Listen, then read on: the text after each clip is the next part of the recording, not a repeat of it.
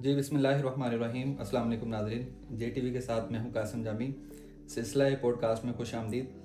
ناظرین, آج کے ہمارے پوڈ کاسٹ میں جو شخصیت موجود ہیں وہ ایک بہت ہی حوالوں سے, مختلف پہلوؤں سے اپنی ایک شناخت, اپنا ایک منفرد تعارف رکھتی ہیں. بات ہو سیاست کی, بات ہو تصوف کی, بات ہو عوامی مسائل کی اور فلاح و بہبود کی, ہر مرحلے میں, ہر میدان میں ان کا ایک معروف اور جانا مانا نام ہے. میری مراد جناب, آپ ایم این اے بھی رہ چکے ہیں, ایم پی اے بھی رہ چکے ہیں اور ڈسٹرکٹ شیخ پورہ کے ضلعی ناظم بھی رہ چکے ہیں. جناب میاں جلیل احمد شیخ پوری صاحب, وہ ہمارے ساتھ موجود ہیں, ان کو خوش آمدید کہتے ہیں. السلام علیکم میاں جی صاحب. وعلیکم السلام. کیسے مزاج ہیں؟ جی الحمدللہ, اللہ کا شکر. آپ کا شکریہ, آپ نے ہمارے پوڈ کاسٹ کے لیے وقت نکالا. نہیں, آپ کی مہربانی, آپ نے یاد کیا. جی اللہ تعالیٰ سلامت رکھے آپ کو. اچھا میاں صاحب, سب سے پہلے یہ بتائیے گا, آپ کا جو بچپن ایک بالکل دینی اور روحانی ماحول میں آپ کی تربیت اور پرورش ہوئی, تعلیم کہاں سے حاصل کی, کہاں سے کیا کیا معاملات طے کیے, اور پھر بچپن آپ کا, لڑکپن, وہ کن معاملات میں, کس طرح کے ماحول میں اور کس طرح کی یادوں کے ساتھ گزرا؟ تو بزرگوں کے صدقے آستان عالیہ شرف شریف کے ماحول میں ظاہری بات ہے اللہ تعالیٰ نے نصیب کیا, اللہ کا شکر ہے لاکھ لاکھ. اور میٹرک تک تو شرف شریف گورنمنٹ ہائی اسکول جو ہے وہاں پڑھا, اور اس کے بعد پھر انٹر اسلامیہ کالج ریلوے روڈ سے کیا, اور گریجویشن پھر اسلامیہ کالج سول لائن میں چلا گیا. اور پھر ایم اے اکنامکس کرنے کا خیال ہوا تو وہ پھر پنجاب یونیورسٹی یہ شعبہ اکنامکس میں وہاں موقع ملا, اور اس کے بعد پھر کاروبار کی طرف رجحان ہو گیا. تو کاروبار کرتے کرتے پھر ہمارے دوست احباب سیاست کی طرف لے آئے, تو پھر یہ سیاسی معاملات میں وقت دینے کا موقع ملا. عمر کے کس حصے میں سیاست کی طرف آنا اور کس چیز نے زیادہ موٹیویٹ کیا آپ کو؟ نہیں, وہ تو ہوتا ہے نا کہ بندے کے اندر اپنے اندر کشش پیدا ہو. جی, اگرچہ سیاست کرنا ایک آسان کام ہے اور بہت بڑی عبادت ہے, میں تو پرسنلی سمجھتا ہوں کہ مسجد کی خدمت کی نسبت سیاسی خدمت زیادہ باعث ثواب ہے. کیونکہ جب آپ کسی ایک مسجد کے اندر اصلاحی پہلو کے اوپر تبلیغ کرتے ہیں, لیکچر دیتے ہیں, تو ایک لمیٹڈ ماحول میں آپ بات کر رہے ہیں.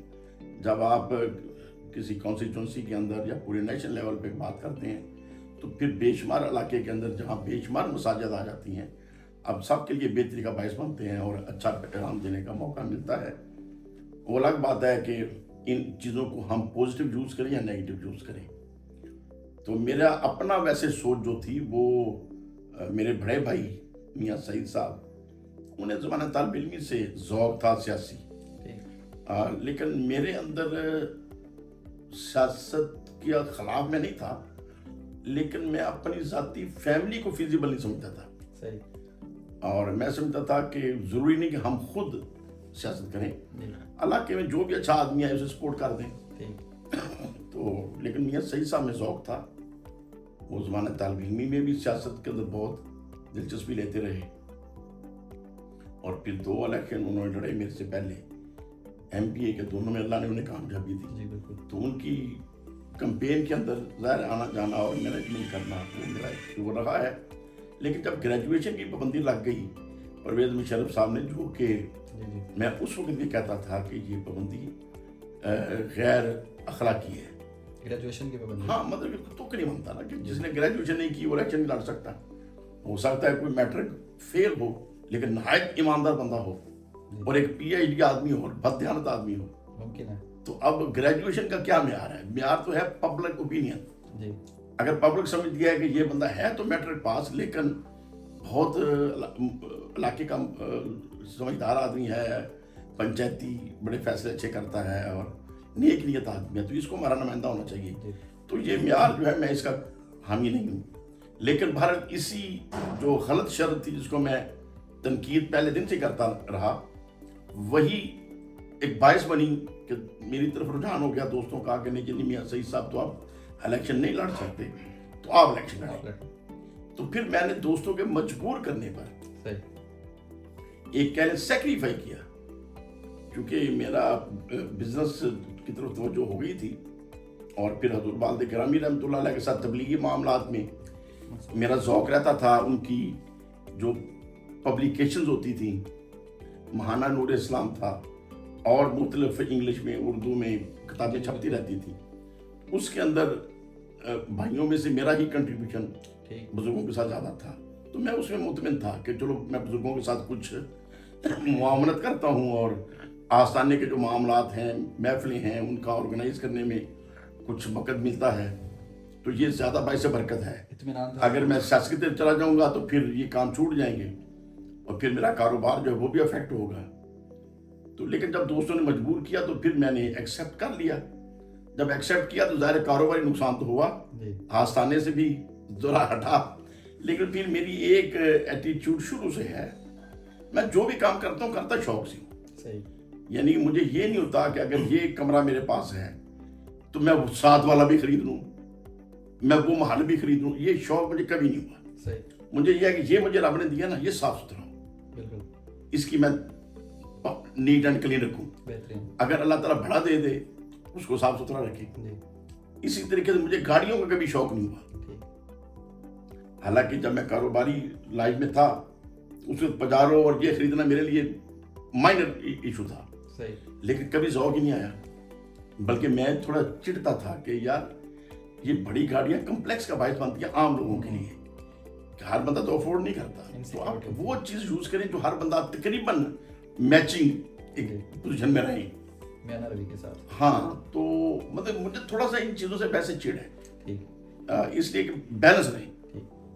تو بہرحال پھر جب سیاست میں آیا ہوں تو چونکہ پھر وہ میں نے اس کو فوکس کیا اور اس کو سمجھا کہ سیاست ہے کیا اور یہ کیوں کرنی چاہیے. تو کیا فائنڈنگز اب تک کی, سیاست کو کس طرح آپ نے محسوس کیا, کیا آپ کا نتیجہ نکلا؟ دیکھیے نتیجہ تو یہ ہے, سیاست عبادت ہے اور نبی پاک صلی اللہ علیہ وسلم کی سنت ہے. ہمارے بزرگ بھی کرتے رہے, صحابہ کرام کرتے رہے, لیکن آج کے دور میں اس طرف لوگ چلتے نہیں ہیں. ٹھیک ہے نا, ان چیزوں کو سمجھتے نہیں ہیں. ان کو خاندانی وجاہت کے لیے, اپنے ذاتی لالچ کے لیے, اپنے ذاتی کنٹرول کے لیے یہ چیزیں میں نہیں سمجھتا. اگر یہ علاقے کا 100 ووٹ ہے تو ہم کہتے ہیں یار یہ کام کرنا ہے تو جو زیادہ رائے دے گا نا اس کے مطابق کرتے ہیں. اب 60 نے کہہ دیا یہ کریں, 40 نے کہہ دیا یہ کریں. مطلب جمہوریت پہ آپ کا یقین نہیں ہے؟ نہیں, 60 نے کہہ دیا یہ کریں, 40 نے کہا یہ کریں, تو کون سا کام کریں گے جو 60 نے کہا. لیکن 40 والے بھی اسی کے مستفید ہوئیں گے. یہ نہیں کہ ان 40 کو ہم نکال دیں گے. ٹھیک ہے نا. تو میں جب ایم این اے بنا, جنہوں نے مجھے نہیں بھی ووٹ دیے تھے میں ان کا بھی احترام کرتا رہا. ان کے چھوٹے موٹے کام ہوتے میں وہ بھی کرتا تھا. اور میرے جو دوست تھے وہ ان چیزوں سے چڑھتے تھے, میاں صاحب جی آپ کیا کرتے ہیں, وہ انہوں نے تو ووٹ بھی نہیں ہمیں دیا. تو میں کہ یار ووٹ نہیں دیا تو اس کو علاقے سے نکال دوں. تو اس طریقے سے بہرحال پھر ایک بات میں جو ضرور فخر سے سوچتا بھی ہوں اور کہنا بھی چاہوں گا کہ میں نے جب قومی اسمبلی کے فلور پہ پہلی دفعہ قدم رکھا 2002 میں, تو یہ ریکارڈ میرا اندازہ ہے کہ نواز شریف صاحب, زرداری صاحب, محترمہ بے نظیر صاحبہ یا عمران خان صاحب یا جتنے بھی بڑے ہیں یا جو عام ہیں, شاید کسی کا بھی نہیں ہے کہ جس دن میں نے پہلا قدم رکھا قومی اسمبلی کے اندر میں نے 2 قانونوں کے اندر امینڈمنٹس کا بل پیش کیا فرسٹ ڈے. ٹھیک ہے نا, اور بڑا لاجیکل تھا. تو یہ بہر مجھے ایک اعزاز ہے کیونکہ میں نے جو نقص دیکھا اس کے اوپر جا کر غور شروع کر دیا, لکھا, صبح جمع کرایا ہوا ہے, اس کو تبدیل کرے بھائی. ٹھیک ہے نا. تو اس طریقے سے میرا ایک تھا ایٹیٹیوڈ. تو چودھری میر حسین صاحب تھے اسپیکر اس وقت, تو ظاہر ہے میں ایسے کاموں میں رہتا تھا. تو پھر انہوں نے ایک دن مجھے کہنے لگے کہ میاں صاحب جیسے آپ کا ذوق ہے آپ کو تو حکومت میں ہونا چاہیے. میں نے کہا جی مجھے کوئی شوق نہیں ہے حکومت میں وزیر شزیر بننے کا. ہاں میں اپوزیشن میں ہوں اور اپوزیشن میں رہتے ہوئے اگر آپ میری ڈیوٹی لگائیں تو آپ کے وزیروں سے میں بہتر کر سکتا ہوں. صحیح. تو وہ ہے نہیں وہ تو پھر آپ کو وزیر لینا چاہتے ہیں, آپ آتے ہی نہیں ہیں. میں نے کہا نہیں جی میں پرویز مشرف خان صاحب ہے اس کے ہاتھ سے میں نے حلف نہیں اٹھانا کہ اس کے سامنے کھڑا ہو کے جی میں قانون آئین کی پابندی کروں گا, جس نے خود قانون آئین کی پابندی نہیں کی تو میں یہ نہیں کر سکتا. اچھا میاں صاحب, وہ کون سے ایسے اصول اور ضوابط انسان کی اپنی ذاتی شخصیت کے کچھ پرنسپلز ہوتے ہیں جن کی بنا پر وہ کچھ اپنی زندگی کے متعلق تبدیلیوں کے فیصلے کرتا ہے؟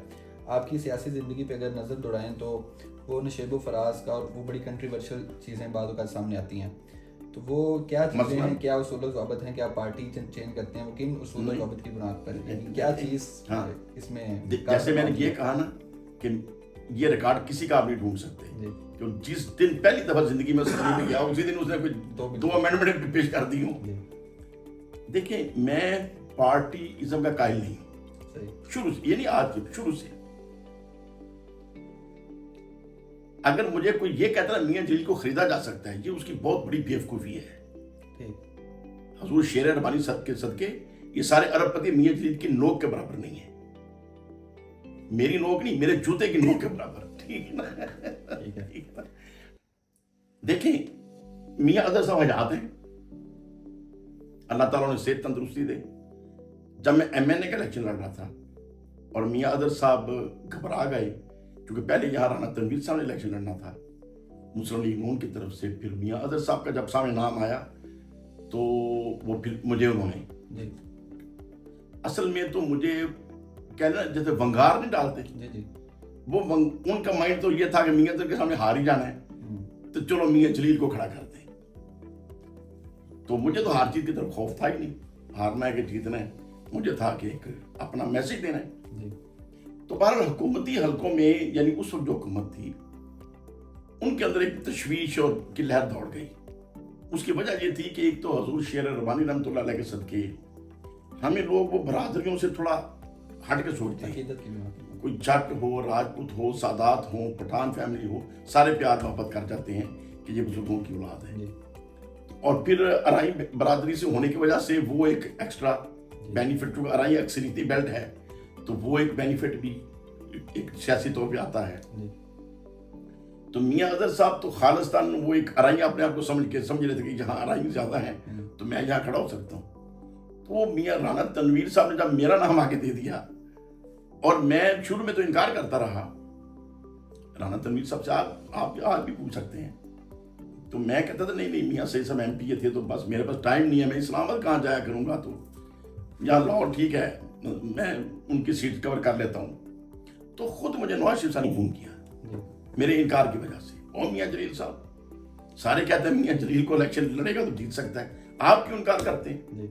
تو میں نے وہی کہا کہ دیکھیں جی وہ بات یہ ہے کہ ایک تو میرا کچھ کاروبار ہے, پھر میں اسلام آباد اگر آنا جانا شروع ہو گیا تو میرا کاروبار متاثر ہوگا, اور پھر میں بزرگوں کے ساتھ آستانے کے کاموں میں مددگار ہوتا ہوں, تھوڑی سی محنت کرتا ہوں لکھنے لکھانے میں اور بزرگوں کے معاملات میں, تو وہ بھی پھر میرا ایک فاصلہ ہو جائے گا. تو اس لیے میں چاہتا ہوں کہ لاہور کیا تک ٹھیک ہے, نہیں آپ ہماری طرف سے MNA کا الیکشن بھی لڑیں, MPA کا بھی لڑیں, دونوں ٹکٹ آپ کے پاس ہیں. تو وہ پھر چونکہ خود میاں نواز شریف صاحب نے اس وقت کال کی تو میرے لیے وہ تھوڑا بڑا ایک جیسے اندر بندے کو پراؤڈ یا خوشی فیل ہوتی ہے کہ یار مجھے خود میاں صاحب نے کہا ہے تو سعودی عرب سے. تو وہ پھر بڑے بھائی سے مشورہ کر کے میاں سعید صاحب سے انہوں نے کہا ٹھیک ہے دونوں الیکشن لڑیں, دونوں ٹکٹیں جمع کرائیں. اور میں نے کہا دونوں کیا کرنی ہے, MPA کسی اور کو ساتھ لے لیتے ہیں. تو وہ پھر ہم نے سوچا کہ جہاں زیب صاحب ان کی بڑی اچھی فیملی بیک گراؤنڈ ہے, نہایت شریف طبع ہے اور پھر راجپوت برادری سے ہیں, تو یہ پھر سوچا کہ روز جہاں زیب صاحب کو ساتھ, موسٹلی اسی ناظم تھے, تو روز جہاں زیب صاحب کو پھر خود میں نے پیغام بھیجا اور وہ بڑے حیران ہوئے کیسے کون کسی کو ٹکٹ دیتا ہے, ٹھیک ہے گھر سے بنا کے, یا تو یہ ہمارے میاں روب چیخ رہا ہے جو میری ٹکٹ چھین لی, یہاں تو یہ کچھ ہوتا ہے, چھینا چھٹی ہوتی ہے. تو بہرحال میں نے روز جہاں زیب صاحب کو خود پیغام بھیجا تو وہ ہر تشریف لائے, اور بہرحال اس بات پہ بڑے حیران ہوئے, اچھا مجھے اب کھڑا کرنا چاہتے ہیں. میں نے کہا نہیں جی, آپ کے متعلق ایک تو رائے اچھی ہے کہ آپ شریف باپ کے بیٹے ہیں اور آپ کا اپنا مزاج بھی بڑا شرافت والا ہے, تو برادریوں کا بھی ایک فلیور ہو جائے گا, جو راجپوت بھی اس میں فیل کریں گے یار ہمارا نمائندہ موجود ہے تو مل کے الیکشن لڑتے ہیں. تو بہرحال ہم نے پھر مل کے الیکشن لڑا. اچھا پھر آگے دیکھیں کیا ہوا, میرے کزن جن کا امکان نہیں تھا چونکہ گریجویشن کی پابندی تھی, میاں مرحوم صاحب وہ بھی گریجویٹ نہیں تھے, اور انہوں نے وہ دینی ڈگری یوز کر کے تو کینڈیڈیٹ کے طور پہ آ گئے. تو میں نے ان کو بڑا ترلا کیا, میں خود ایک بندے کو گھر سے بلا کے ساتھ چلا بیٹھا ہوں. اب آپ سامنے آ گئے تو یہ میرے لیے بڑا مشکل ہوگا. جی. تو انہوں نے ایک جملہ بولا, کسی بندے کا حوالہ دیا, اس کا نام لینے کی ضرورت نہیں ہے, کہ وہ بھی تو بے ایمانی کرتا تھا نا اپنے ساتھی امیدواروں کے ساتھ. میں نے کہا پھر آپ کہہ رہے ہیں نا وہ بے ایمانی کرتا تھا, تو اس کا مطلب مجھے بھی لوگ کہیں گے کہ روجہاں زیب کے ساتھ میں نے بے ایمانی کی. میں نے کہا میں نے تو پہلے ووٹ روجہاں زیب کا مانگنا ہے, پھر اپنا مانگنا ہے. وہ پھر غصہ کر گئے کہ جا پھر تم اپنی فیصلہ آپ کر. میں کہ غصہ نہ کرنا, میں نہیں کرنا. تو پھر میں جتنے بھی پیر بھائی تھے جو بھی محبت کرنے والے تھے, جس نے کہا جی میں آپ کو تو ووٹ دیتا ہوں پر جہاں زیب کی بات نہ کریں, میں نے کہا پھر مجھے بھی نہ دیں. پہلے جہاں زیب پھر میرا. کمپین میں ساتھ تھے پھر. ہاں, ہم نے اکٹھی کمپین کی, اور میں نے ان سوائے ایک فیملی کی, وہ ایک فیملی بطور خاص ہمارے آستانے کے ساتھ وابستہ ہے, اور وہ پھر زیادہ میرے تایا جی رحمۃ اللہ علیہ کے ساتھ اور میرے والد گرامی رحمۃ اللہ علیہ کے ساتھ بڑے, ہماری فیملی بڑا مذہبی طور پہ بہت کلوز ہے. ان کو پھر میں نے تھوڑا مجبور زیادہ نہیں کیا, کیونکہ وہ میاں مرحوم صاحب کے ساتھ پرسنل بھی ان کے دوستیاں تھیں. لیکن ان کے علاوہ جس نے کہا ہے نا جی میں نے آپ کو تو ووٹ دوں گا, تو میں نے, اور جہاں زیب کی بات نہ کرے, میں نے کہا نہیں پھر جہاں زیب کا ووٹ نہیں دینا تو میرا بھی نہ دے. اور اس طریقے سے میں نے کمپین کی, اور اللہ کا شکر ہم دونوں سیٹیں جیت گئے. جہاں زیب صاحب بھی جیت گئے, میں بھی جیت گیا. تو اچھا میں جو بات آپ کو بتانے لگا تھا, میاں اظہر صاحب, میں اور ریکارڈ بات کر رہا ہوں, یا برج اٹاری کے آپ کے تھے ایڈوکیٹ جلیل صاحب, چودھری جلیل, وہ بھی ہماری برادری کے, اور پھر میاں مرحوم صاحب کے ننہال میں سے ان کی عزیزداری بھی ہے. تو ان کو میاں اظہر صاحب نے کہا کہ یار میری سے ملاقات کرائیں. اس کی وجہ یہ بنی کہ گورنر خالد مقبول صاحب مجھے بار بار بلاتے تھے. کہ بلاتے کیوں تھے کہ آپ ہماری طرف سے مسلم لیگ کاف کی طرف سے ایم پی اے کھڑے ہیں. تو میں ملتا نہیں تھا انہیں, میں کہتا میں نے کیا گورنر صاحب کے پاس جا کے کرنا ہے. تو ایک دن خالد مقبول صاحب بھی آج حیات ہیں, اللہ تعالیٰ نے صحت تندرستی دے, میں اور ریکارڈ بات کر رہا ہوں, بغیر اپوائنٹمنٹ کے, بغیر میری انفارمیشن کے شرط پوچھی خود ہی آ گئے. یہ مجھے پورے شیخوپور کو بتائے کسی کینڈیڈیٹ کے گھر میں گورنر ایسے آیا ہو. ٹھیک ہے نا. اچھا اب وہ اچانک آ گیا ہے دربار شریف پہ, تو وہ ڈی ایس پی صاحب آئے کہ میرے پاس کہ جو گورنر صاحب دربار شریف پہ آ رہے ہیں, تو وہ سلام کرنا تھا انہوں نے. میں نے کہا سلام کرنا ہے تو 100 بسم اللہ تشریف لائیں, دربار شریف پہ جانا ہے نا. تو اب وہ مجھے کہنے لگے جی کہ پھر آئیں تشریف لائیں, ادھر گورنر صاحب کا استقبال کرتے ہیں. تو میں نے ان کو تو تھوڑا, میں کنفیوز ہو گیا جا کے, یہ کیا بات ہوئی. میں نے کہا ٹھیک ہے آپ چلیں, میں ٹھیک ہے پھر آپ آ رہے ہیں, میں کہا چلو میں بھی آتا ہوں دیکھتا ہوں. میں نے تھوڑا غور کیا کہ ان کے آنے کا مقصد کیا ہے. جو مجھے بلا رہے تھے میں نہیں ملا, تو اب انہوں نے سوچا کہ ادھر جا کے اس کو میں قائد پیار سے سمجھائیں گے یار ہمارے ساتھ چلو, تم میاں اظہر کے سامنے نہ کھڑے ہو. تو میں نے گاڑی پکڑی اور گھر کے دوسرے گیٹ سے میں لاہور نکل گیا. میں نے موبائل اپنے بند کیے. اب وہ میاں اظہر صاحب کو جب پتا چلا کہ گورنر گھر گیا تو یہ ملا نہیں ہے, تو بندہ سوچ میں پڑ جاتا ہے نا کہ یار یہ کیا چیز ہے. اچھا اب وہ میاں اظہر صاحب نے چودھری جلیل صاحب کی ڈیوٹی لگائی کہ یار مجھے ایک دم ملا دو اس سے. تو وہ ایک جگہ پہ ہم بیٹھے ہوئے تھے ایک دن, جیسے میں ادھر آپ کے پاس آیا ہوں, تو ادھر کوئی کسی کو کہہ دیجیے ادھر میاں جلیل آیا ہوئے تو آپ بھی آ جائیں. تو چودھری جلیل صاحب میرے ساتھ تھے, میاں اظہر صاحب نے اس کی ڈیوٹی لگائی ہوئی تھی, مجھے تو نہیں پتا تھا.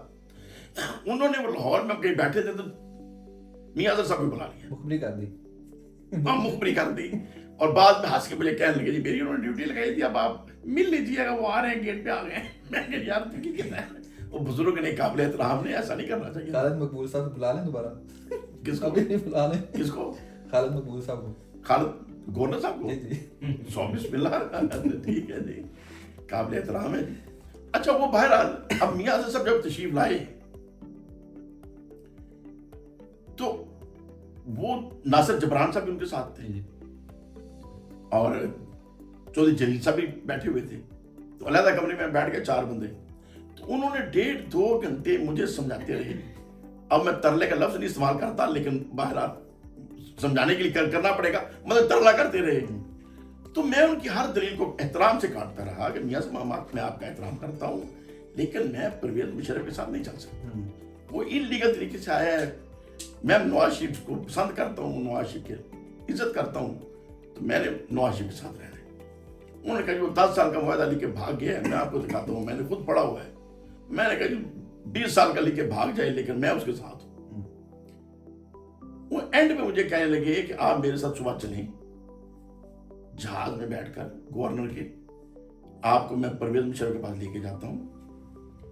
ہم نے پرویز مشرف سے وعدہ لے لیا ہے، میں نے وزیر اعظم بن جانا ہے، چودھری پرویز رائے نے چیف منسٹر بن جانا ہے، اور پنجاب کا سینئر منسٹر جو ہے ہم نے کہا کہ ہماری برادری سے ہوگا میاں جلیل احمد. تو پرویز مشرف کو بتائے گا کہ وہ میرے سے یہ کمٹمنٹ لے چکے ہیں، تو ہم تو آپ کو سینئر منسٹر پنجاب بنانا چاہتے ہیں، تو نون لیگ میں آپ کیا کریں گے؟ اچھا اب میرا جواب کیا تھا؟ میں نے کہا میاں صاحب یہ تو آپ کی محبت ہے کہ آپ نے چلو میرے متعلق یہ پوزیٹو سوچا، لیکن جب میرا ضمیر مطمئن نہیں ہے اور آپ اگر پرویز مشرف صاحب کو یہ بھی کہیں گے نا کہ یہ میرے راستے کی رکاوٹ ہے علاقے کی کیمسٹری کی وجہ سے،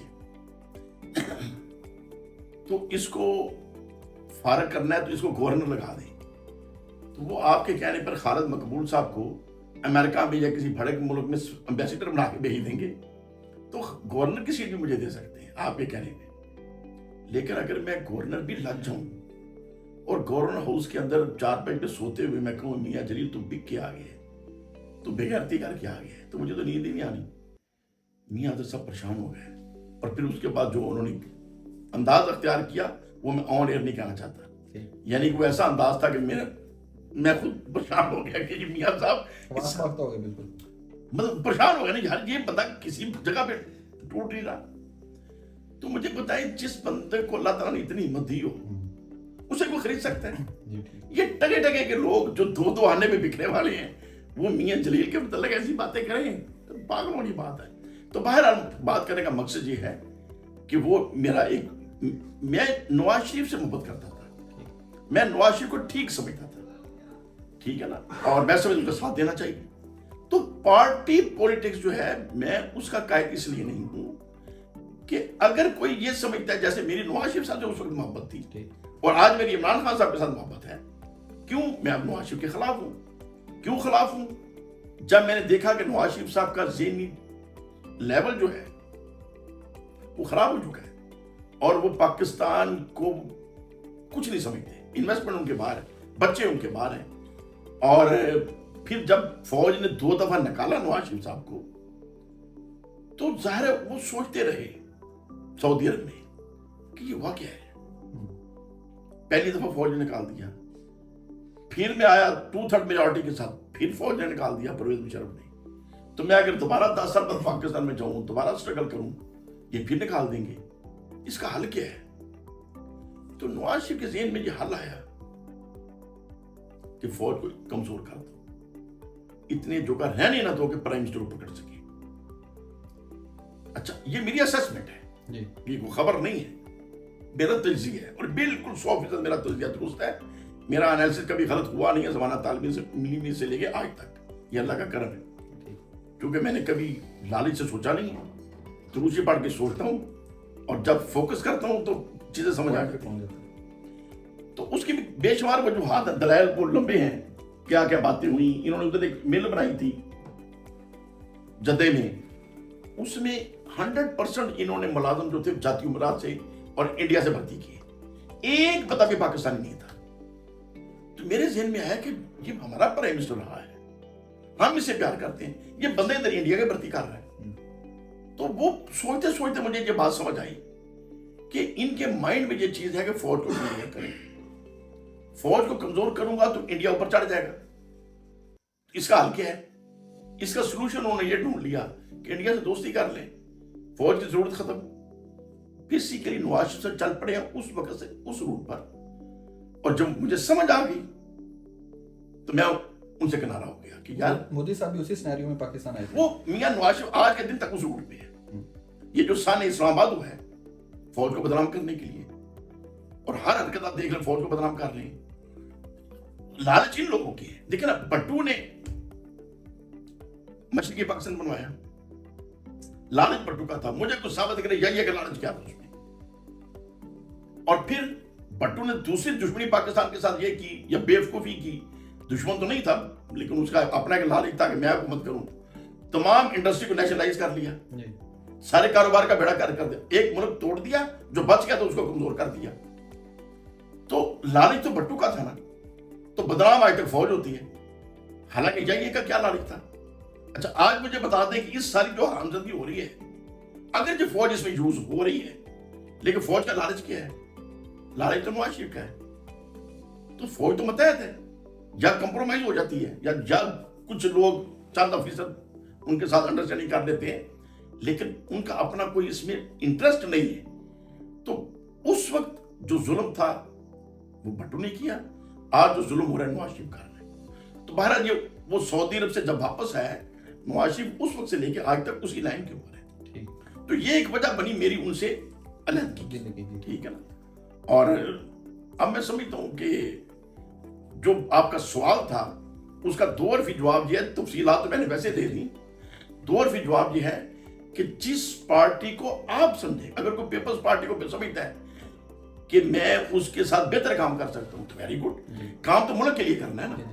اگر کوئی مسلم لیگ کو سمجھتا ہے, کوئی تحریک انصاف کو سمجھتا ہے, کوئی جماعت اسلامی کو سمجھتا ہے, تو جس پارٹی کو کوئی سمجھتا ہے کہ یار جہاں میں بہتر بیٹھ کے کام کر سکتا ہوں تو ملک کے لیے کام کرنا ہے. اب یہ نشہ کہ میں نے اسی پارٹی میں رہنا ہے, خواہ اس پارٹی کے لیڈر غدار ہو جائیں, یہ پاگل پن ہے. اس کو میں سیاست نہیں کہتا, یہ بیوقوفی ہے کہ نہیں جی میری پارٹی کیا ہوتی ہے, ملک کی بات کریں, کنٹری کے انٹرسٹ کی بات کریں. کنٹری کا انٹرسٹ کس میں ہے؟ ٹھیک ہے.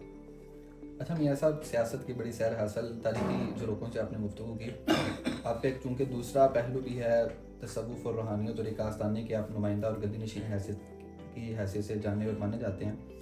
تو اس سلسلے میں یہ بتائیے گا کہ اس وقت جو تصوف کو درپیش چیلنجز ہیں, نوجوان جدید اذہان اس کے متعلق بڑی اضطراب اور بے چینی کا شکار ہیں, تو اس میں فالٹ کہاں پہ دیکھتے ہیں؟ کون سی ایسی چیزیں, خرافات ہیں جو اس سلسلے میں ان ساری چیزوں کو ایک پورے ایک جو نظم ہے خانقاہی اس کو متاثر کر رہی ہیں؟ تو اصل فالٹ کہاں پہ دیکھتے ہیں اور اس کا حل کیا, اختصار کے ساتھ بتائیے گا. دیکھیے اگر تو بات کریں نا خانقاہی, وہ تو نقص ہے جو ہمارے جیسے سجادہ نشین ہے. اور میں اکثر کہتا ہوں کہ جس سجادہ نشین, اگر میں شرق پشیر کی مثال دوں تو سجادہ نشین حضور ثانی اللہ ثانی رحمۃ اللہ علیہ جیسے بھی ہوئے ہیں, جن کو لوگ لاسانی کہتے ہیں کہ ان جیسا کوئی نہیں ہے.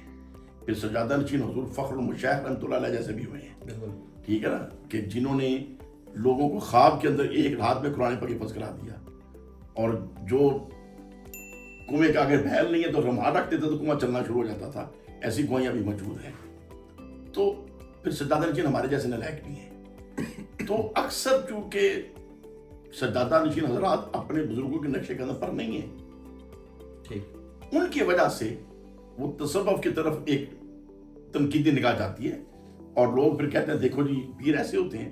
تو میں کہتا ہوں یار ہمارے جیسوں کو نہ دیکھو, شرق پشی کی بات کرو تو شیر ربانی رحمۃ اللہ علیہ کی کرو, داتا علی جویری کی کرو تو ان کی کرو, پیر میر علی شاہ صاحب کی کرو تو پیر میر علی شاہ کے کردار دیکھیں, ان ہستیوں کو دیکھیں جن کی وجہ سے وہ جگہ مرکز انوار بنی.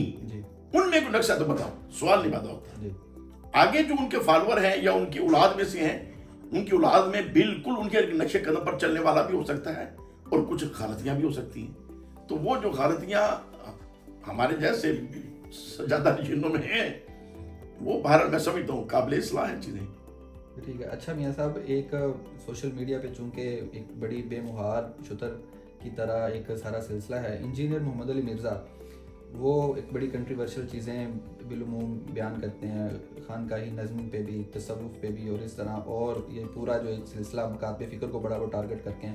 تو اس کو آپ مطلب کس طرح دیکھتے سمجھتے ہیں؟ ان کا بیسیکلی پوائنٹ کیا ہے, وہ کیا چاہتے ہیں؟ ایک تو انجینئر محمد علی مرزا جو ہیں, مجھے ان سے ہمدردی بھی ہے, اور کچھ ان کا قابلیت دیکھ کے تھوڑا سا اچھا بھی لگتا ہے کہ یار ان کا بڑا مطالعہ ہے, لیکن تھوڑی سی بیوقوفانہ ان کا اینگل ہے. ایک جملہ وہ بولتے ہیں جی میں فرقوں کا قائل نہیں. اچھا یہ جملہ اٹسیلف بیوقوفانہ ہے.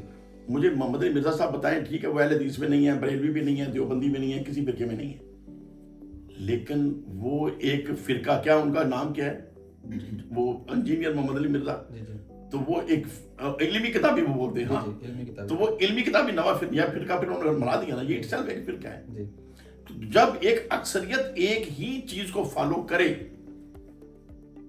تو وہ اس کو کیا کہیں گے پھر آپ چاہے اس کو نہ ایکسیپٹ کریں لیکن وہ ایک فرقہ بن گیا نا، وہ ایک فرقہ بن گیا، گروپ کی شکل اختیار کر ہاں. لیتا ہے. تو یا تو یہ کہ انجینئر محمد علی مرزا کے ارد گرد بیٹھنے والے ہر بندہ ڈفرنٹ اوپینین کا ہے، ہر بندہ قرآن پاک کو خود پڑھ رہا ہے، ہر بندہ حدیث پاک کو خود پڑھ رہا ہے، جب وہ سارے اس کو فالو کر رہے ہیں اور اس کو فالو کر کے اوٹ پٹانگ عام کالا جو اس کی سوچیں ہیں وہ جب ہائی لائٹ کرتا ہے اور لوگ اس کو ایکسیپٹ کرتے ہیں تو اٹ سیلف فرقہ ہو گیا. یہ کیسے کہتے ہیں میں کسی فرقے میں نہیں ہوں؟ یہ جملہ ہی پاگلوں والا ہے. مولانا طارق جمیل صاحب بھی، میں ان کی بڑا احترام کرتا ہوں، وہ بھی جملہ بولتے ہیں میں کسی فرقے میں نہیں ہوں. میں کہتا ہوں پھر طارق جمیل صاحب آپ خود ایک فرقہ بن چکے ہیں. یہ جملہ بیوقوفانہ جملہ ہے. دوسری بات یہ ہے کہ دیکھیں انجینئر محمد علی مرزا کو شاید نماز نہیں آتی، نماز پڑھے نا ان کو سمجھ آ جائے کہ دین کیا ہے. اللہ تعالیٰ ایک ہی دعا کراتا ہے، اہدنا الصراط المستقیم صراط الذین انعمت علیہم، کہ میری بارگاہ میں جب بھی آؤ یہی مانگو الہی مجھے سیدھے راہ دے دے، راہ ان لوگوں کی جن پر تو نے انعام کیا. اب میں انجینئر صاحب سے پوچھتا ہوں وہ لوگ اللہ ہے یا غیر اللہ ہے؟ فجر کے وقت بھی اللہ کہتا ہے یہی مانگو، تہجد کے وقت بھی یہی مانگو، عشاء کے وقت بھی یہی مانگو کہ الہی مجھے سیدھی راہ دے دے، راہ ان لوگوں کی. اللہ نے کتاب کی راہ تو نہیں کہا، الہی مجھے سیدھی راہ دے دے جو کتاب اللہ کی راہ ہے، یہ کہا ہے اللہ تعالیٰ نے. اچھا اب مجھے بتائیں جس نے قرآن پاک بالکل نہیں پڑھا، نمازیں صحیح پڑھتا ہے، ماں باپ کا احترام کرتا ہے، روزے صحیح رکھتا ہے، قرآن پاک اس کو نہیں پڑھنا آتا، کیا وہ مسلمان نہیں ہے؟ بالکل ہے. تو کیا انجینئر کہے گا اس نے کتابیں نہیں پڑھی تو مسلمان نہیں ہے؟ یہ تو پاگل انسان ہے. میں تو بالکل پاگل کہتا ہوں، بیوقوف انسان ہے. مجھے اس بات کے میں نے سمجھا دے اللہ نے یہ کیوں نہیں آیت نازل کی کہ میری بارگاہ سے مانگو کہ الہی مجھے سیدھی راہ دکھا، راہ وہ جو کتاب اللہ کی راہ ہے. نہیں، علمی کتابی نہیں، اشخاص کی تابعداری ہے. اشخاص وہ جو اللہ کی انعام یافتہ ہستی ہے، یہ اللہ کی چوائس ہے، اللہ کی پسند ہے. اور پھر جو لوگ اس بات پہ بات کرتے ہیں جو جبرائیل امین آتے تھے تو سرکار کو بتاتے تھے، میں کہتا ہوں اللہ کے خزانے میں جو کچھ بھی تھا اللہ نے ہر چیز اپنے محبوب کو دے دی، ہر علم دے دیا. جب پھر کہتے ہیں کہ آپ کو فلاں چیز کا کیوں نہیں پتا تھا، جبرائیل نے بتایا، تو میں یہ کہتا ہوں مجھے یہ بتائیں، اللہ کو تو پتا ہے نا. تو ہم جو ایمان رکھتے ہیں کہ ہمارے جو فرشتے اللہ کو صاحب دیتے ہیں، اس کا مطلب اللہ کو ہمارے صاحب کا نہیں پتا. پھر فرشتے کیا دیتے ہیں؟ جب فرشتوں کا صاحب دینا اللہ کے علم کی نفی نہیں کرتا، جبرائیل امین کا سرکار کی خدمت میں حاضر ہونا بھی نبی پاک کے علم کی نفی نہیں کرتا. یہ اللہ کی رضا ہے کہ ہمارا صاحب لیتا ہے تو فرشتوں کے ذریعے لیتا ہے، اور اپنے محبوب سے باتیں کرتا تھا تو فرشتوں کے ذریعے کرتا تھا. اس کا مطلب یہ نہیں کہ سرکار کو علم نہیں ہے. سرکار کو اپنی والدہ کے جب پیٹ میں تھے اس وقت بھی سب کچھ پتا تھا، اور جب دنیا میں نہیں بھی آئے تھے اس وقت بھی سب کچھ پتا تھا. تو بہرحال اچھا اب ہم شرک تب ہے اگر ہم کہیں کہ نبی پاک یا اللہ کے ولی اٹ سیلف کوئی اللہ کے مقابلے میں طاقت ہے، وہ تو ہے شرک. جب ہم کہیں کہ اللہ نے انہیں عطا کیا اور اللہ کے فضل و کرم سے ان کی دعا جو ہے مقبول بارگاہ ہے تو ہم ان سے دعا کرائیں، جب ان کی خدمت میں عرض کریں، تو یہ شرک نہیں ہے، یہ اللہ کے حکم کی تعمیل ہے. ہم یہ سب آپ کی پرسنل جو انٹرسٹ ہے اس کی طرف اب چلتے ہیں کہ انسان چونکہ ایک نفسیاتی اور روحانی مزاج کا حامل ایک مجموعہ ہے، تو کوئی ایسی چیز، کوئی ایسا زندگی میں ریگریٹس آپ کا ہو، کوئی افسوس پچھتاوا اپنی گزشتہ زندگی پہ، اس کو ایک جملے میں بیان کر دیں، اور آئندہ زندگی میں کوئی ایک ایسی خواہش جو بھی باقی ہو اور اس کے لیے آپ محنت جدوجہد کرتے ہوں. ہاں مطلب دیکھنا پہلی بات تو ہے ریگریٹ حضور شیر ربانی رحمۃ اللہ کے صدقے کسی چیز کا نہیں ہے، ماشاء اللہ. ٹھیک ہے نا. میں جب کاروبار کرتا تھا تو میری ماہانہ ایکسپورٹ 2, 2.5, 3 کروڑ روپے کی تھی. میرے سب دوستوں کو پتا ہے، میرا بینک ریکارڈ آج بھی موجود ہے. اور اس وقت میرے پاس 5 اپنی گاڑیاں تھیں، آج میرے پاس 1 گاڑی ہے، لیکن مجھے اس کا ریگریٹ نہیں ہے، نہ اس وقت ڈھرک تھا نہ آج ریگریٹ ہے. ٹھیک ہے نا. سیکنڈ یہ ہے کہ جنہوں نے میرے سے کاروبار سیکھا، امریکہ کے اندر، انگلینڈ کے اندر، فرانس کے اندر، جاپان کے اندر، آسٹریلیا کے اندر، پاکستان کے اندر، ان میں کئی بندے بے شمار کروڑ پتی اور ارب پتی ہو چکے ہیں میرے شاگردوں میں. ٹھیک ہے، جن کو میں نے شوق سے سکھایا اور انہوں نے سیکھا. تو مجھے تو شوق تھا کاروبار سے، شوق سے کیا، اور الحمدللہ میں کبھی آرڈر لینے کے لیے کسی کا میں نے ترلا نہیں کیا. مجھے امریکہ سے، کینیڈا سے، یورپ سے گاہک خود ڈھونڈتے تھے، اور الحمدللہ یہ اللہ کا بڑا شکر ہے. وجہ کیا تھی؟ میں نے جب بزنس بھی کیا، کوالٹی پہ فوکس کیا، کمٹمنٹ پہ فوکس کیا، تو اس کی وجہ سے پھر ایک بندے کی ریپوٹیشن بن جاتی ہے. پھر دوسرا خود ڈھونڈتا ہے یار اس سے प्रोडक्शन कराएं, ये इसको ये ऑर्डर, इसके साथ हमारा कारोबारी ताल्लुक हो जाए, ये अल्लाह का शुक्र है। लेकिन दूसरा आपका सवाल है मुस्तकबिल की ख्वाहिश। मुस्तकबिल की ख्वाहिश एक ही है कि जिस सियासी जिंदगी में पढ़ के या कारोबारी जिंदगी के अंदर भी कई दफा नमाजें कज़ा हो जाती थी, कोताहियां हो जाती थी, और उन चीजों का अफसोस है। वो डर गया आता है कि पता नहीं माफी होगी कि नहीं होगी, ये सोचता हूँ अल्लाह माफ कर दे, और कज़ाइयां मैं देता रहता हूँ, और कोई फ्यूचर का शौक नहीं है। हाँ, ड्यूटी मेरा एक ज़ौक है कि सुबह मुझे कोई ड्यूटी मिले, मुझे ये कॉन्फिडेंस है, अल्लाह का फजल। मैं चैलेंज करता हूँ आपके माइक के जरिए, एक तरफ इसाक डार को बैठा लें। मैंने ना नवीन साहब को भी एक दफा कहा था, 1 साल का बजट आप बनवाएं इसाक डार से, और दूसरे साल का बनवाएं मेरे से, इसाक डार मेरी शिगिर्दी करने पे आ जाएगा। वजह क्या है? ये लोग सोचते हैं लालच से, मैं सोचता हूँ अखलाक से। ये मोहसिन नकवी जो पागलपन कर रहे हैं, मुझे दें आप हज़ारा, पूरे पाकिस्तान में एक बम ब्लास्ट हो जाए, मैं जिम्मेदार हूं। मैंने फार्मूला लिख के भेजा था उस वक्त national defence university, Lahore staff college, और जहां जहां भी गया मुझे एप्रिसिएशन लेटर आए, और वो मेरा पूरा फार्मूला था कि अगर इस फार्मूले के मुताबिक मुल्क को चला दें तो मुल्क के अंदर एक बम ब्लास्ट हो गया तो फांसी मैं लेने को तैयार। ठीक है ना? तो अच्छा, ये मुझे कॉन्फिडेंस क्यों है कि मैं जिस चीज को सोचता हूँ खलूस से सोचता हूँ। मैं ये नहीं सोचता कि इसमें मेरा मफाद कैसे है और मुखालिफ को कैसे तुनना है। जब 24 घंटे वजीर आजम की कुर्सी में बैठ के यही सोचना है इमरान खान को अंदर कैसे देना है, इसके हवारियों को कैसे पकड़ना है, तो बेवकूफो, फिर आप मुल्क की इस्लाह का कब सोचेंगे? लोग तो आज नफरत कर रहे हैं नवाज शरीफ से, नफरत कर रहे हैं उसकी सारी लेगेसी से, उसको समझ नहीं आ रही। और उसका बाप शरीफ आदमी था, उसने किस तरीके से कारोबार पर लग गया, और इन्होंने, नवाज शरीफ ने और मरियम ने बेड़ा गर्क कर दिया अपनी हर चीज का। बहरहाल आपके चैनल के जरिए मैं एक पैगाम देना चाहूंगा मुस्लिम लीगियों को और तमाम पाकिस्तानी मुस्लिम लीगों को। पहली बात तो यह है कि नवाज शरीफ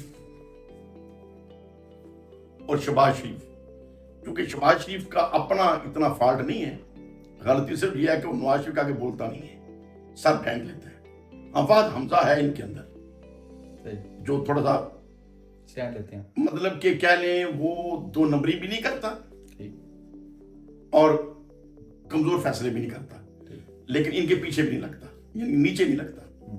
बहरहाल हमजा के अलावा ये जो शरीफ खानदान है ना, जितना इनको फारिग करें मुस्लिम लीग से, फिर बचेगा क्या? क्यों? इधर हमारे राना तनवीर साहब हैं, जवेद लतीफ साहब हैं, ख्वाजा साद रफीक साहब हैं, ये मुस्लिम लीग नहीं है। जो पाकिस्तान के अंदर मुस्लिम लीगी हैं और फिर जो दूसरी मुस्लिम लीगें बन चुकी हैं, सबको इकट्ठा कर लें, लेकिन इस खानदान से जान छुड़ाएं अगर मुल्क को बचाना है। ये पाकिस्तान का दुश्मन हो चुका है ज़हनी तौर पे, पाकिस्तान से कोई उन्हें मोहब्बत नहीं है। अच्छा मियां साहब, आखिर पे सियासतदानों के लिए एक जुमला आपने बतौर नसीहत या उनकी जो हिस्ट्री है उसके मुताबिक आपने इरशाद फरमाना है। मियां शहबाज शरीफ साहब को क्या मशवरा देना चाहेंगे, एक जुमले में बताइएगा। यही कहूँगा कि रिजाइन करके आपने मुकदमे अपने सच्चे जितने थे सारे माफ करा लिए हैं, आप जान छुड़ाएं और बैठ के अल्लाह करें, शुक्र करें कि आपके सच्चे मुकदमे भी खत्म हो गए। जी, बिलावल भुट्टो साहब के लिए, बिलावल भुट्टो साहब को तो मैं ये कहूँगा कि वो मोहतरमा अपनी वालदा साहबा की लेगेसी फॉलो करें, ठीक है ना। और मुझे उम्मीद है कि बिलावल को अगर सरपरस्ती अच्छे लोगों की मिल जाए तो मुझे उसमें करप्शन वाला मिजाज नजर नहीं आता। मुझे उम्मीद है कि वो अच्छा उम्मीदवार सियासी साबित हो सकता है अपनी पार्टी के लिए, लेकिन बशर्ते कि वो मोहतरमा बेनजीर साहबा उनको फॉलो करें जो उनकी आखिरी जिंदगी के अंदर थी। भट्टू साहब के अंदर भी नक्स थे, मैं उनका नाकद हूँ। जरदारी साहब के अंदर भी बेशुमार खामियां हैं, लेकिन मैं जब मोहतरमा बेनजीर साहबा को देखता हूँ तो मुझे थोड़ा महसूस होता है कि नहीं, उस खातून के अंदर पाकिस्तानियत भी थी, एहतराम भी था, खुदा खौफी भी थी। ठीक, मौलाना फजलुर रहमान साहब, मौलाना फजलुर रहमान साहब के दिल के तो यही कहूँगा कि जो उन्होंने अभी अंदाज अख्तियार किया है इमरान खान की सपोर्ट का, बस सारी उम्र इस तरीके से हक का परचम जो पकड़े रखें, जो हक की बात उसको उजागर करें। जो पहले इनका अंदाज था, जो पीडीएम पे जो अख्तियार किया हुआ था, اور سپریم کورٹ کے سامنے جا کے جو نعرے لگاتے رہے وہ ٹھیک نہیں تھا. آج ان کی ہر بندہ تعریف کر رہا ہے اور اس انداز کے اوپر وہ قائم رہے. اور میں تو سوچتا ہوں کہ مولانا فضل الرحمان صاحب کو صدر پاکستان ہونا چاہیے. ان کے اندر اسپرٹ موجود ہے, قابلیت بھی ہے, ایکسپیرینس بھی ہے. اور بہرحال اللہ کرے کہ عمران خان صاحب اور فضل الرحمان صاحب کا اتحاد ہو جائے اور مل کے ملک کی خدمت کریں. اور سعد رضوی صاحب کو تو میں ہاتھ جوڑ کے کہوں گا کہ حضور اہل سنت کو متحد ہونے دیں. میں نے جتنی دفعہ کوشش کی, تمام اہل سنت پارٹیاں متحد ہو جاتی ہیں, صرف سعد رضوی صاحب کے جو رفقا ہیں وہ انہیں متحد نہیں ہونے دیتے. اگر اہل سنت متحد ہو جائیں اس الیکشن کے اندر, یہ جو ہوئے ہیں, دیکھیں جماعت اسلامی نے پوری میٹنگ کی اور میرے میسج کے اوپر اور مجھے فری ہینڈ دے دیا منصور بلا کے اپنی پوری کابینہ کی موجودگی میں, ماشاءاللہ, کہ آپ کے ویژن کے ہم ساتھ ہیں, جیسے آپ فیصلہ کریں ہم آپ کے ساتھ ہیں. حافظ سعید صاحب جماعت الدعوہ والے, ان سے میری میٹنگ ہوئی, وہ بھی میرے ساتھ کنوینس ہو گئے. انہوں نے پھر اپنے صاحبزادہ صاحب کو اور اپنے وزیر وفقا کو شرط پوچھ بھیجا مزید کچھ باتیں کرنے کے لیے. اور ان کے بھی یہ تھے کہ میاں صاحب آپ جس طریقے سے سوچ رہے ہیں ہم آپ کے ساتھ ہیں, اب آگے بڑھیں. ہمارے اپنے جو جمعیت علماء پاکستان, جماعت اہل سنت, سنی تحریک, احمد رضا صاحب اور جتنے سرورت اجاز قادری صاحب, یہ تو ہمارے اپنے بزرگ ہیں, ان کے ساتھ تو میری مشاورت رہتی تھی. یہ تو سارے متحد تھے, قادمی صاحب ملتان والے. لیکن آج آ کے اگر ایک شخصیت جن کو میں کنوینس نہیں کر سکا وہ سعد رضوی صاحب سے, اور سعد رضوی صاحب کی وجہ سے وہ اتحاد اہل سنت اور پھر تمام مذہبی سیاسی جماعتوں کے اتحاد, جو میرا ویژن ہے کہ اگر آج تمام اہل سنت متحد ہو جائیں اور پھر تمام مذہبی جماعتیں آپس میں اتحاد کر لیں تو پھر ان دوسری جماعتوں کی شاید ضرورت ہی نہ رہے. وہاں کیا چیز تھی جو اس چیز میں رکاوٹ بنتی تھی؟ دیکھیں وہاں جو رکاوٹ بنتی ہے نا, سعد رضوی صاحب کا اپنا ماچرہ سمجھدار ہے, ان کے اپنے مزاج میں مجھے کوئی تکبر, مجھے کوئی ایسی چیز نظر نہیں آئی. ان کے ارد گرد جو بیٹھتے ہیں نا, اصل میں وہ سارے بندے چھوٹے لوگ ہیں, چھوٹے لوگ, یعنی ان کی پہچان ایک محلے گلی کی مسجد کے امام ہیں, خطیب ہیں, پڑھے لکھے ہیں, لیکن ان کی کوئی پہچان نہیں ہے. اب وہ دائیں بائیں وہ بیٹھتے ہیں, جب اسٹیج لگتا ہے تو وہ بڑی بڑی پگے باندھ کے بیٹھ جاتے ہیں. وہ سوچتے ہیں کہ اگر ادھر قادمی صاحب آگے بیٹھ گئے, ادھر مولانا فضل الرحمان صاحب آگے بیٹھ گئے, ادھر ساتھ سینٹر سراج الحق صاحب آگے بیٹھ گئے, ادھر سرورت اجاز قادری صاحب بیٹھ گئے, تو ہم کہاں جائیں گے؟ تو جب وہ دیکھتے ہیں کہ ہماری سیٹیں ڈسٹرب ہوتی ہیں تو وہ پھر مشورہ دیتے ہیں, اور چھوٹے جی اتحاد کر کے کیا کرنا ہے جی, یہ ترنے میں کہاں تھے جی, فلانے موقع پہ یہ کہاں تھے جی, تو ان کی کوئی ضرورت نہیں ہے جی, ہم ہی کافی ہیں. اب ان کا کام صرف یہ ہے کہ نہ خود جیتنا ہے نہ کسی اور سنی کو جیتنے دینا, بس یہی ان کا کام ہے اور ان کا کوئی کام نہیں. اور میں سمجھتا ہوں یہ بہت بڑا جرم کر رہی ہے حافظ نعیم الرحمان صاحب اختصار کے ساتھ جماعت اسلامی والے. جی اب میرا ان سے کوئی قربت نہیں ہے. سینٹر سراج الحق صاحب کے ساتھ بہت قربت رہی ہے, لیاقت بلوچ صاحب کے ساتھ بہت قربت ہے.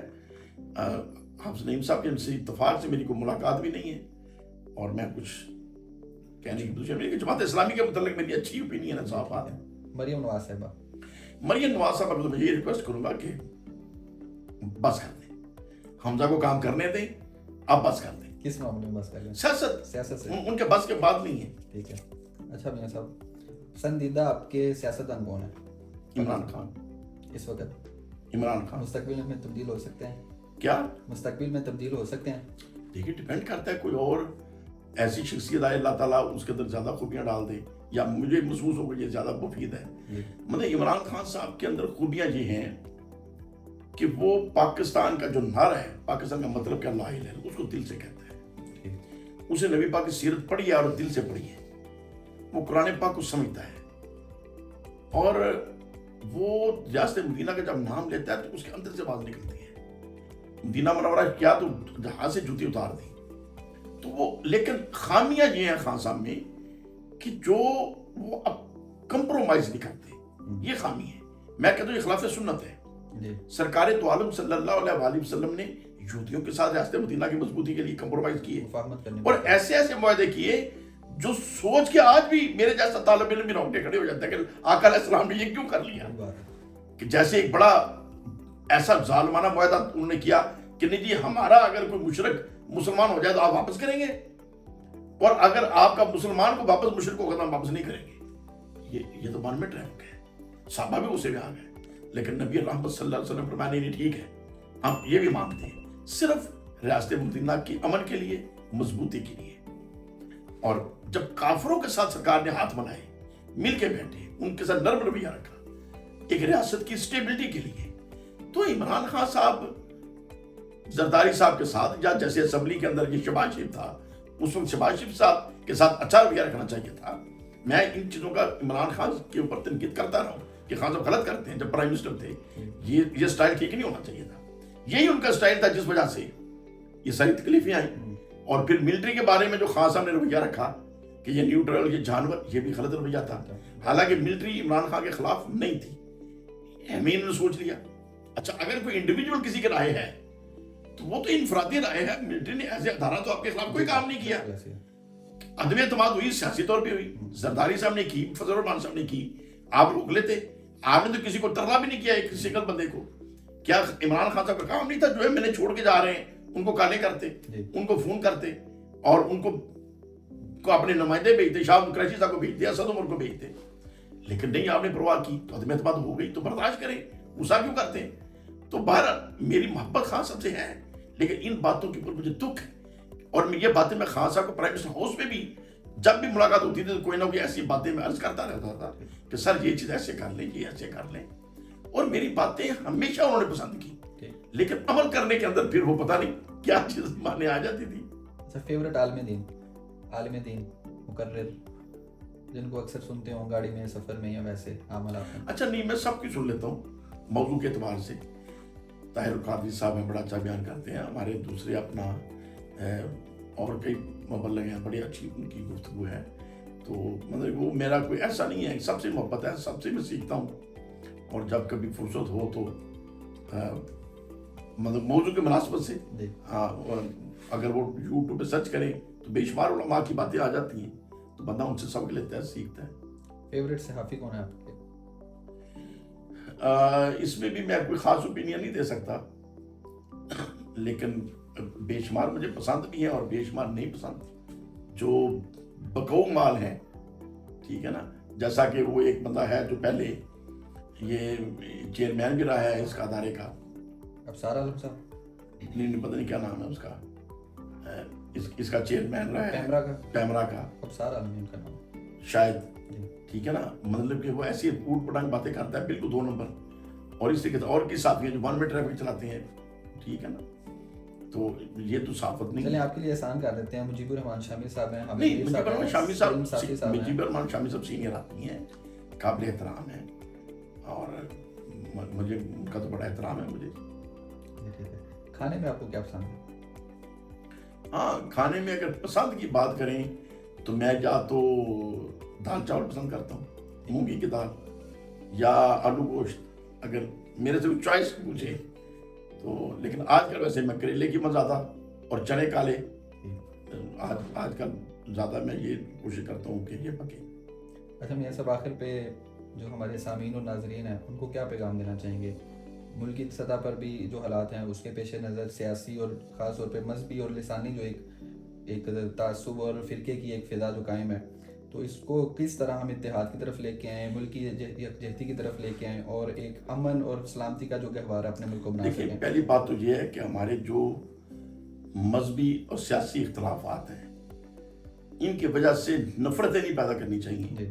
اختلاف کو اصل طریقے سے اختلاف ہی رکھنا چاہیے اور اپنا پیغام دینا چاہیے. شرف و شیف سے ہم نے بزرگوں سے یہی سیکھا ہے کہ آپ اپنی بات کریں، دوسرے کے اوپر تنقید نہ کریں. تو اگر میرے پیغام کے اوپر اکثریت کنوینس ہو جاتی ہے تو وہی میری اچیومنٹ ہے. تو اگر میں دوسرے پہ تنقید میں وقت ضائع کروں گا تو اس میں کشیدگیاں پیدا ہوتی ہیں، تناؤ پیدا ہوتا ہے اور وہ امن خراب ہوتا ہے. تو میری یہی ریکویسٹ ہے بطور خاص مسلمانوں کو، تو میں یہ کہوں گا کہ اپنی نمازوں کی پابندی کریں اور اپنا لین دین ٹھیک رکھیں، کیونکہ لین دین ایک ایسی چیز ہے جو روز محشر بھی معافی نہیں ہے، اللہ نے بھی معاف نہیں کرنا. اگر کوئی نماز رہ گئی تو شاید اللہ معاف کر دے توبہ کرنے سے، روزہ چھوٹ گیا تو اللہ شاید معاف کر دے. لیکن اگر کسی کے 10 روپے دینے ہیں اور آپ نے نہیں دیے تو وہ اللہ نے معافی نہیں دینی. شہید کو بھی قرضہ معاف نہیں ہے، تو یہ چھوٹی بات نہیں ہے. تو بہرحال یہ میں اکثر دوستوں کو سمجھاتا ہوں کہ نمازوں کی پابندی رکھیں اور لین دین کا دھیان رکھیں، اپنے ماں باپ کا احترام کریں، मर्दाना के साथ उसने सलूक करें। बाकी छोटी मोटी गलती अल्लाह से माफ़ी मांगते रहें कि या अल्लाह अपने फजल व करम से माफ़ कर दे। बहुत शुक्रिया आपके वक्त का, अल्लाह ताला आपको सलामत रखे और यूं ही तालीम और ताल्लुम और इस्तिफादे का आपके साथ ताल्लुक रहे। अल्लाह आपका निगहबान हो। बहुत शुक्रिया, बहुत मेहरबानी जी, आपने याद किया। अल्लाह आपको खुश रखे जी।